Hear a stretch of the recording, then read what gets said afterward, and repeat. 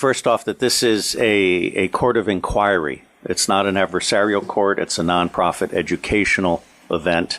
And with enormous energy and intelligence, all of us have been brought together to try to bring out some of the aspects. So if I may, I have prepared an overview statement based on my work these many past weeks.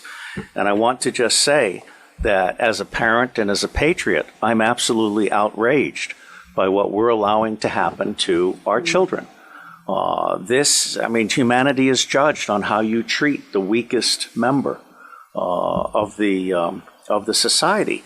Let me say that although pedophilia, which says child love, has nothing to do with the abuse of children, these children are not just kidnapped and in some cases bred by families as a cash crop.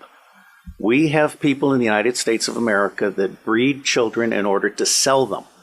And when they are sold, they come without birth certificates, which means it's easier to kill them and have no one ask where they are. We're also importing children by the plane load. Again, children who have no documentation. It's not just child slavery or child sex abuse.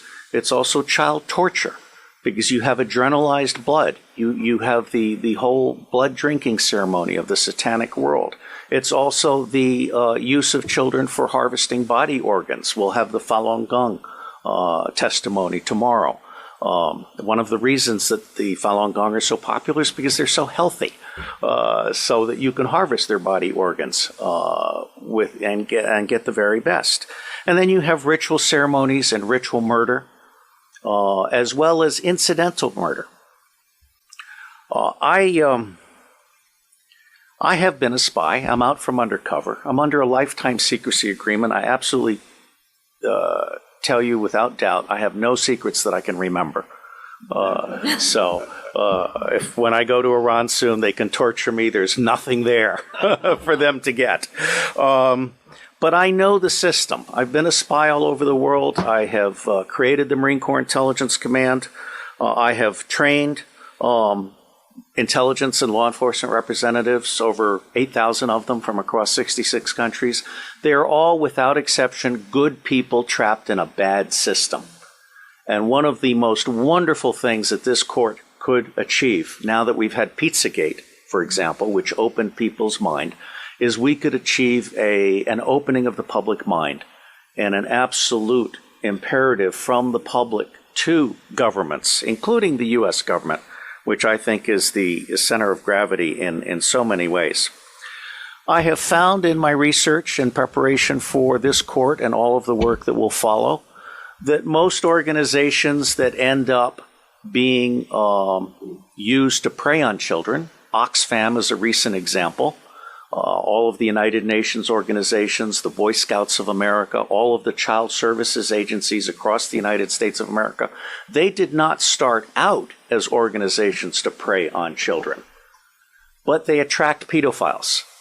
And ultimately, pedophiles end up rising in the ranks and controlling those organizations, so that an organization that initially started out in the service of children becomes an organization that is in fact hunting children.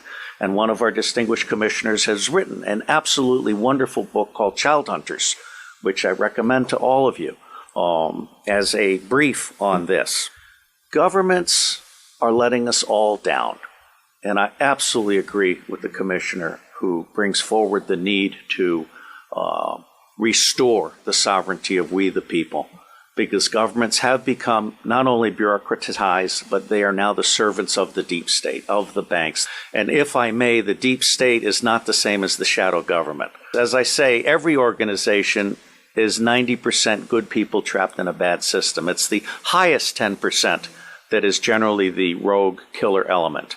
The shadow government is generally politicians. I won't speak to England, but in the United States of America, we have a two-party tyranny, which disenfranchises 70% of the public. And so they run this chimera of an election process. One of the problems with computers is they're too easily manipulated. In the United States of America, elections are decided before the first vote is cast. The electronic voting machines are essentially fraudulent machines, just as computers can record a fraudulent judgment that sticks with you forever, or make a child vanish. I am concerned because most of these organizations dealing with children don't have counterintelligence protection. They're not vetting the people that are moving up in the ranks.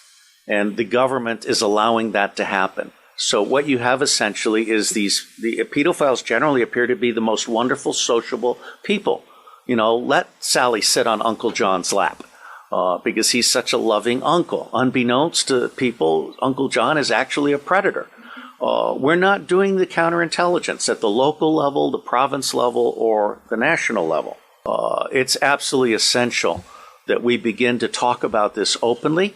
And while we are not a law enforcement commission, we can in fact turn information over to law enforcement. And I believe we will render a signal service to the people of Great Britain and to other countries by being a magnet for information.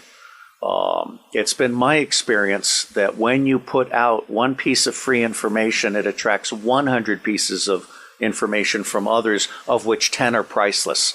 So there's a 10-to-1 return on investment. And this commission seeks to create an online library and some other things that I'll talk about in a moment. And I believe we will serve as a magnet, a hub, a catalyst for a new emerging global consciousness about pedophilia and all of its aspects. There is great cause for alarm. There are two great causes for alarm beyond the actual fact of pedophilia and its existence, which, as His Grace has pointed out, has gone on for centuries. First, the elite appear to be seeking to infect local and provincial law enforcement officers with a taste for pedophilia. There appears to be a very deliberate attempt to push this interest in pedophile movies, including movies that include bestiality. I'm very concerned because we're seeing some snuff movies now, and we're seeing some movies in which military war dogs are raping children, including toddlers. And these movies may have come out of the American occupation of Afghanistan and the boredom of U.S. Army and Marine Corps troops, where in Afghanistan, pedophilia is common. It's a standard practice at the village level. But military war dogs plus common pedophilia and video cameras, which every U.S. soldier and Marine has, is a very, very toxic combination. And I'm seeing direct evidence that that is one of the most horrible things that's come out of Afghanistan in recent years. Now, let me also tell you that we have a second concern, and the witness has really most magnificently outlined asset stripping. The core message from this asset stripping is that the same machine that strips children from families strips wealth from those who are being preyed upon. Not just whistleblowers, but, as we'll hear on Wednesday, husbands stupid enough to try and hide their money by moving it offshore so that they don't have to share with their wife.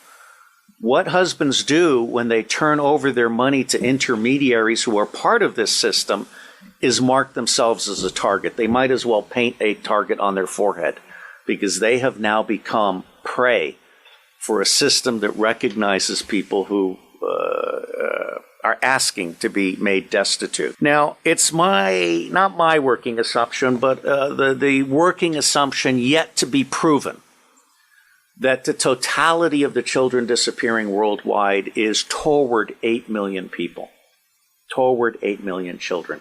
In the United States of America, the acknowledged number, not counting the children being bred without birth certificates, not counting the children being imported without documentation, is between 600 and 800,000 a year.